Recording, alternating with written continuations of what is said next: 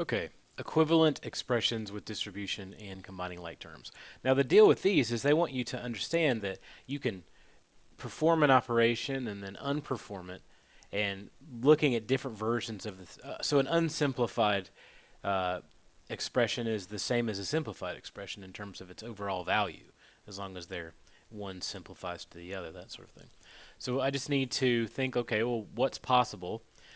Certain things that you want to deal with are the fact that addition is commutative. So if I 4h plus 2k and 2k plus 4h are the same thing, because the story says that it's 4 times something and 2 times a different thing, and I'm adding those two things together.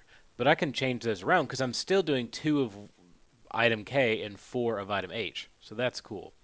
So what I want to deal with in this question is, it says select all that apply. So it's more than just one.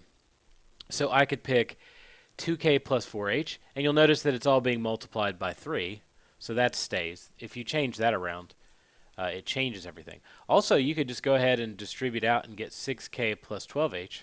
That's a thing. So, you know, and you might notice that, oh, well, could you pull 6 out in front? Yep, k plus 2h. So I'm just moving back and forth between distributing them out and then, factoring things out, which is, not that big of a deal. So anyway, it says, is it the same as 4k plus 2h? Well, no, it's not. The original statement says I have 2 of item H, or 4 of item H and 2 of item K. This one says I have 4 of item K and 2 of item H. So that's not the same thing unless I can assume that H and K are the same value. But there's no reason to have different variables for the same thing. So it's probably not that one either. So it's good to go. For the next one, it says which expressions are equivalent to this. So I can do them lots of different ways. I'm adding things together here. So I can say that 1, 2, 3x plus 2 is a thing that I'm okay with. I already said that addition is commutative. So is multiplication, by the way. 3 times 4. Standard multiplication is 2 times 4 and 4 times 2 are both 8, for instance. That's an okay thing to do, too. The thing that you can't do is mix up. You can't make it 2x plus 3 because that's not what the story says. It says 1, 2, 3x's and a 2. So I'm going to look for that. The big thing about this type of question really is whether you're being meticulous or not. And that's a big part of algebra, just whether you are paying close attention to things and not just like clicking one that looks like it. You have to really analyze whether it's the same or not. That kind of care is what you'll need in pretty much everything as you move forward, no matter what realm you're in. Like you can't play an F note when you're supposed to play C if you're playing an instrument and expect it to sound the way that it's supposed to sound. It just doesn't work like that. So anyway, 3x plus 2 is ready to go, but this one says 2x plus 3. Well, obviously that's not the case. So in this one, so I'm going to go ahead and do the distributive property on it just so I can get a feel for it. Even if I didn't need it, I would do it. 2 times 4 is 8, F. 2 times 2 is 4, G. So that's a possibility that I could, deal with if I want to. I could also think like, well, what else goes into it? Well, 4 goes into 8, right? So if I pull a 4 out in front, 8 divided by 4 is 2F. 4 divided by 4 is just G. So you'll have to think like, okay, am I doing this stuff that I need to do to factor common factors out? And if like there's a video on factoring common factors I have, if anyone needs it, just go search for it on the channel. So this one says 8F plus 2G. Well, no, it can't be because 2 times 2 is 4, so that's out. And this says 2F times 4 plus 2G. Well, this would indicate there's an F in both terms, and there's just not.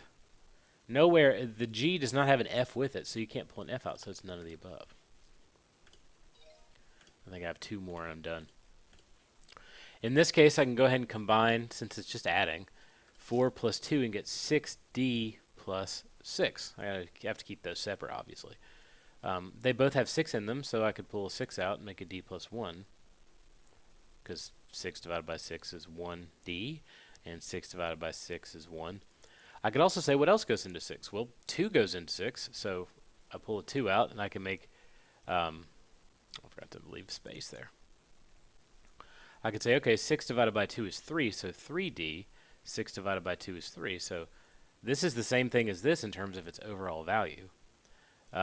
What else could I do? I could pull 3 out, which 6 divided by 3 is 2d. 6 divided by 3 is 2. The only thing I really can't do is pick one and not the other. Like if I pull a 6 out of the first term, I have to pull it out of the second term as well. It can't be 6 times d plus 6. You have to do it to both terms if you're factoring. That's just the way that it works. So I'm going to see what's given to me. And if I do that a little bit ahead of time, sometimes I can get to the system. 2 times 3d plus 3, well, it shows right there, so that's good. And 6 times d plus 6. But you'll notice 6 times 6 is 36. Well, that's not how many I have. I have 6. So that's not one of the answers. So you have to be super careful about how you pick things and why you pick them. One more. I think I'm done as far as this is concerned. So I'm going to look at this. I've got P and R and 3 and 2. Well, 3 times 2 is 6. And then PR, since they're not like terms, I'm just going to put them next to each other for now. And then I'm going to think like, okay, well, what does this all mean? This really means 6 times P times R. So I'm going to start looking at my answer choices and see what I have, to work with. 6PR, that's a good one. It's exactly what I said before.